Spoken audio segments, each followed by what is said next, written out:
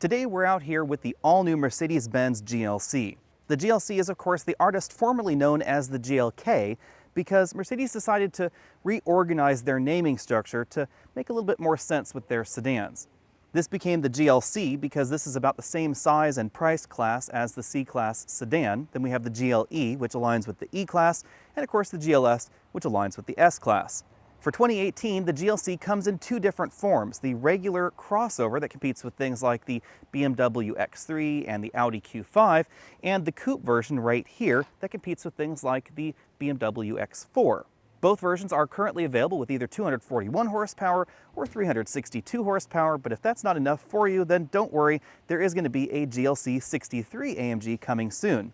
The family resemblance to other Mercedes models is instantly obvious. We get this very large Mercedes logo right here that hides a radar sensor, and then we get the winged motif on either side. We of course have full LED headlamps with a distinctive light swoosh right there inside, well-integrated parking sensors, and very large cooling grills. The latest Mercedes grille design is one of my favorites in the industry. We zoomed in a little bit so you could see what's going on. We have sort of an egg crate section with curves that match the roundness of this Mercedes logo right here, and then individual little hexagons that are standing out from the grille. Of course, if you want to pay extra, you can get your Mercedes-Benz logo lit up, but I think that's just a little bit too much for me. The GLC comes in two different lengths. The regular crossover is 183.5 inches long, almost exactly the same size as the current generation X3. And the coupe version, which we're looking at right here, is 186.1, about 2 inches longer than the BMW X4. The biggest difference between the two is obviously right here after the front doors, where this starts dropping right back here to give it more of a passenger car profile. And of course, instead of a vertical glass out back, we get more of a horizontal glass and a profile that's something like the Audi A7. The rear of this GLC looks a little bit more like Mercedes sedan lineup, which makes sense because this is supposed to be the coupe version. We get very similar tail lamps to the other GLC model, but we have a little spoiler right here on the very small trunk lid. As we see in most luxury vehicles, the overall styling is clean and elegant, and we have a rear bumper that doesn't really stick out too much over that tailgate. At the bottom of the bumper, we have actual dual exhausts, not fake dual exhausts like we find in the Audi SQ5. That Audi actually disappointed me because instead of true exhaust tips, it actually just has some fake blanks, and the real exhaust is quite a bit under the bumper. Under the hood, you have your choice of two engines at the moment, but there is a third coming. Things start out with a 2-liter 4-cylinder engine producing 241 horsepower, and then we have this AMG 3-liter V6 engine producing 362. Mercedes decided relatively recently that instead of just producing one AMG model that had an enormous and insane amount of power, that they would create sort of two different levels of AMG. So this is the entry-level AMG. We still have a handcrafted engine, but it produces less power than we find in the top-end model. If this isn't enough oomph for you, then there will be a GLC43 AMG coming soon with a 4-liter twin-turbo V8 producing your choice of 469 horsepower or 503 horsepower. 503 horsepower will happen only in the S trim of the GLC63 and only in the coupe. You can only get 469 horsepower if you want the traditional crossover style. All-wheel drive is optional on the 2-liter engine, standard on the 3-liter engine, and both are mated to a 9-speed automatic transmission. Front seat comfort comes in at 9 out of 10 points. I do have to drop these seats one notch below the top-end versions of the Volvo XC60's front seats, because those not only have the same range of motion as the seats we find in this vehicle with the extending thigh cushion, but they also add massaging functionality, and we don't have that in the model we're driving. Any way you slice it, these are some of the most comfortable seats you can get in your compact luxury crossover. We also have a power tilt telescopic steering column that is memory linked to the 3-position seat memory over here on the driver's side. Unlike a lot of other luxury vehicles, we have exactly the same range of motion over here on the passenger seat, and it also has a 3-position memory.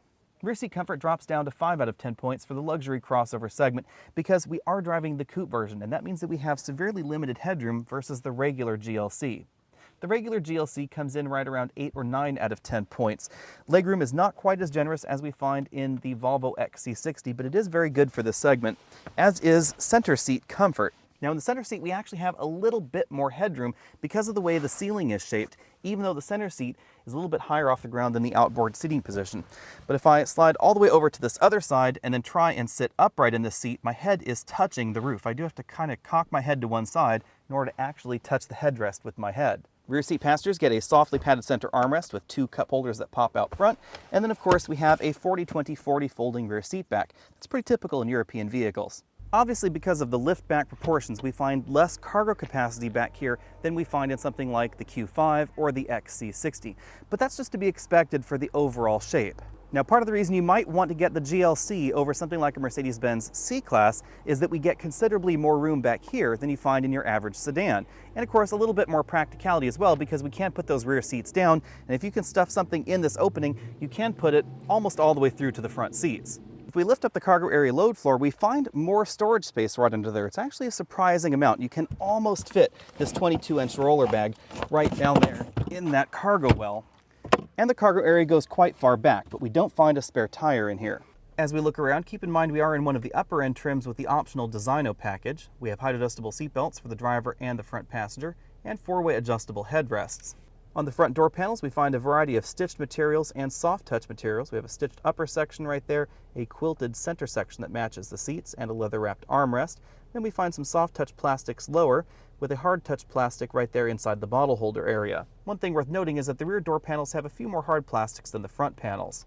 The stitch work continues over to the dashboard, where we find a stitched upper section. We have some real aluminum trim right here in the middle, and then soft touch lower portions of the dashboard. There's a moderately sized glove compartment. It is a bin style. I was not able to fit a large tablet computer inside, and you'll notice over here on the left side of your screen that we find the Mercedes air freshener cartridge. In the middle of everything, we have the LCD for the infotainment system. This is running the latest version of the Mercedes Command software for this size of car. This is where you'll find things like navigation, radio, your multimedia interface, and of course a telephone interface and vehicle settings. Below that, we have 3 large air vents, and although this appears to be black plastic on the camera, this is actually a dark stained wood. It doesn't have any lacquer over it. It has a very nice feel to it. The camera just doesn't show this wood style very well. Below those air vents, we find the controls for the dual zone climate control system. Menu brings up the climate control interface in the command system. Below that, we have a single slot optical displayer, some direct access buttons, and then underneath this compartment, we have 2 cup holders, a small storage area, and a 12-volt power port. Between the front seats, we have a variety of different controls. This controls the drive mode between individual, sport, sport plus, comfort, and eco modes. We have a button to control the way the transmission behaves. You can put this in and out of the manual mode and use the paddles on the back of the steering wheel, and a button for the suspension. This offers comfort, sport, and sport plus modes. This button back here engages the sport handling mode for the traction and stability control. We have a volume roller knob, power button for the infotainment system, auto start stop button over there, and then the controller knob for that command system. There's a favorite button, a back button. This knob rotates around, toggles side to side, up, down, clicks down to enter, and then this large section is a touch controller. That's because you can either use touch and finger motions in order to control the command system and then click down on this, or you can use this dial right here. This system also offers finger writing recognition for address entry. Between the driver and the front passenger, we also have a leather-wrapped center armrest that opens to reveal a large storage cubby with 2 USB inputs. Instead of a large LCD instrument cluster like we see in the XC60 and the SQ5 that we've been driving today, Mercedes prefers physical dials for the tachometer and speedometer, and then a color multifunction display in the middle. The multifunction display gives you your typical trip computer information, as well as eco gauges, and of course the status of the vehicle safety systems. The steering wheel design is largely the same as other Mercedes models. We have aggressive sport grips up top, a thick rim, and a flat bottom. On the left side of the steering wheel, we have the buttons to control that multifunction LCD. We have a voice command off button on this side and a voice command on button on the other side. We also have dedicated phone buttons, mute button, and volume up down. You'll find the paddle shifters on the back of the steering wheel, down on the left, up on the right, and they do move with the steering wheel. When we looked at the center console, you may have noticed that the shifter was missing. That's because Mercedes still prefers to use a column shifter. It's a joystick style. We pull down for drive, push up for reverse, and then we push a button at the end for park. When it comes to building fun-to-drive vehicles, Mercedes has definitely gotten their mojo back with the GLC43 AMG. Even though this is ostensibly a crossover, this is an awful lot of fun to drive out on the road. This is definitely more fun to drive than the last generation Mercedes small crossover as well. In addition to that, this is properly quick. 4.9 seconds is the 0 to 60 time we clocked in this. That's 0.2 of a second better than the fastest acceleration time we got in the Audi SQ5, and we didn't have to brake torque this to get there. All we did was take our foot off the brake pedal, mash the go pedal, 4.9 seconds. If you do the same sort of thing in the Audi SQ5, it ends up actually around 5.4 to 5.5 seconds, which is notably behind this model. This is right about the same 0 to 60 acceleration time we clocked in the all-new Volvo XC60 T8, But the Volvo has a very different mission in mind. It's not really a sport-oriented vehicle like this GLC43, definitely does not handle or feel anything like this out on the road, but it is just about as fast. Even though this has just over 350 horsepower, not 400 or more horsepower, it feels like it has an awful lot more oomph, thanks to the 9-speed automatic transmission. It has a very aggressive first gear, and that really helps the launch. It really helps you feel pressed back in your seat when you press the pedal. Now on the downside, this transmission is a little sluggish in terms of downshifts. So while it's really great as far as 0 to 60 acceleration times, in passing maneuvers it does feel a little bit more sluggish than the ZF 8-speed we find under the hood of the Audi SQ5. However, one thing I really like about this transmission is that when you put it in the manual mode, it is actually a true manual mode. I can put this in 9th gear if I want, floor it, lug it, it will stay in 9th gear. If I then downshift this engine, and say put it in 2nd gear here and floor it, it stays in 2nd gear right up there to the red line, and it actually has a nice soft red line as well. And shifts are appropriately quick, as you can obviously hear. The other thing you'll notice when you're shifting fast is the absolutely incredible exhaust note out of this vehicle. It sounds an awful lot like the Jaguar F-Type V6, and it's enough that we've been spending an awful lot of time just shifting between gears because it sounds so fun. Now let's talk about the numbers. Because of the wide tires we get in the GLC, it's obviously going to stop very quickly, and stop quicker than something like the Audi SQ5. It's because we get 275 with tires out back, 255s up front. That's as opposed to the symmetrical tire setup that we see in the SQ5. The likely reason for that is that this vehicle seems to send more power to the rear than the SQ5. This has a stronger rear-wheel drive feeling out on the road. It's really noticeable if you put it in lower gears and start really pushing it in the corners. When it comes to handling, there's no competition. This is definitely dynamically superior to the SQ5. Not just because of the rear power bias, not just because of the bigger tires we get out back, but also because of weight balance. Audi has spent a great deal of time trying to balance out the Q5 and the SQ5 in terms of front-rear weight distribution, but it's not as well balanced as the Mercedes. Mercedes has very deliberately put the engine as far behind the front axle as possible, and in the SQ5 that 3-liter V6 is entirely in front of the front axle. It's just due to the design of the Audi Quattro system. But the Mercedes is more than just a rock-hard performance vehicle, because if I put this in the comfort mode, the adaptive suspension really softens things out, and it's a very comfortable, very livable vehicle to drive. We obviously haven't had the opportunity to cabin noise test this yet. However, this is definitely quieter in the cabin than the SQ5 or the Volvo XC60 that we've been driving this week.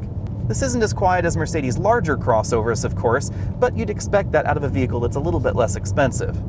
The one penalty for all this fun is, of course, fuel economy, because the combined rating for this vehicle is 20 mpg. That is a little bit lower than the SQ5, notably lower than something like the Volvo XC60. Of course, the XC60 is a very different kind of vehicle. It's a plug-in hybrid. It's not nearly as much fun to drive as this, but it will get you better fuel economy. If you're looking for the most fun to drive in the luxury compact crossover segment, definitely put the GLC on your shopping list. Of course, right now there are 2 models that are faster than this. We have the Alfa Romeo Stelvio Quadrifoglio and, of course, the Porsche Macan Turbo. Both of those will go faster 0 to 60 than the GLC AMG we're driving right now. Of course, stay tuned, because in the next few months you will see the GLC43 AMG with 500 horsepower showing up at Mercedes dealers as well. And I have a suspicion that that is going to be just a little bit faster than those other 2 vehicles. This 9-speed automatic transmission really helps out the acceleration, and it's going to be doing the same thing for that larger engine as it is for this 3-liter V6. The GLC is likely going to be a little bit more nose-heavy because of the larger engine, but expect Mercedes to put even wider tires on that and, of course, compensate in other ways. Previous generations of the less expensive AMG products had disappointed me just a little bit, but that's not the case in this GLC43 AMG. This is just about the same price as the Audi SQ5. It actually is a pretty good bargain when you compare this to certain versions of the Porsche Macan, especially when you start adding options. And of course, the Mercedes scores very well in both acceleration handling and handling feel. This actually has a very nice responsive feel out on the road, and that's not the same thing that we get in every compact crossover. A lot of Mercedes products have become more premium and more expensive in their latest generations, and I really think that's the right direction for the Mercedes brand. The GLC starts at $40,050 if you want the regular crossover version with, of course, the more vertical rear hatch and the 2-liter turbocharged engine. If you want the Coupe, this will start at $46,600. That sounds like a decent bump, but it does come standard with all-wheel drive and a few features you don't find in the base GLC. But there is still going to be a premium for the reduced headroom back here. If you want the 3-liter turbocharged engine, that will set you back $56,250 in the regular crossover version, $60,400 in the Coupe crossover. The model we've been driving today was optioned up to right around $71,000. Now, that may sound like an awful lot, and lower-end versions of the GLC 300 are going to be a little bit more expensive than a lot of the competition, but this is actually, strangely, a good deal, because this is about the same price as the Volvo XC60 T8 we've been driving this week. Now, admittedly, the Volvo does qualify for a $5,000 tax credit, but they're not that far off. This is also not that far off of the Audi SQ5. We do find a few more features in this cabin than we find in the SQ5, but we also find some features in the SQ5's cabin that we don't find in this cabin, like the full LCD instrument cluster, the gorgeous Audi MMI display with Apple CarPlay and Android Auto integration, and a large panoramic moonroof. When you start factoring everything in, this is still going to be about $6,000 more than the comparably equipped Audi SQ5 that we were driving. But in this cabin, we get more comfortable seats, and more importantly, for a performance vehicle, we get more performance. We also get better handling thanks to the wider tires that we find in this and the overall design of the vehicle and its suspension. This is an awful lot more connected to the driver. It's an awful lot more engaging out on the road, in addition to also being faster. This is not going to be quite as fuel efficient as the SQ5, but if we're talking about performance vehicles, 1 mile per gallon isn't really that big of a deal. I'm not the biggest fan of the 9-speed automatic transmission under the hood, but it does get you faster 0 to 60. And I think that overall the driving dynamics make up for my complaints with the 9-speed auto. If you want more power in your GLC, stay tuned for the 63 AMG version, but also be prepared to spend an awful lot more. We don't know final pricing yet on the GLC 63, but I would not be surprised if it cost over $100,000 when you start adding options to it. Although that sounds like an awful lot to pay for a compact crossover, I would not be surprised if the result was more nimble than something like a BMW X5M. At the moment, if you can afford it, my top pick for a compact luxury performance crossover is the all-new 2018 GLC 43. Thanks for checking out this video. Again, I'm Alex Dykes. Be sure and check out the related videos down there. Also check out our review on the SQ5 and the XC60 T8. Because we've been at this event with the Automotive Video Association, be sure and check out some of the other channels that have also reviewed the GLC and see what they've said about it. And as always, find me over at facebook.com/AlexandAutos. I'll see you next week.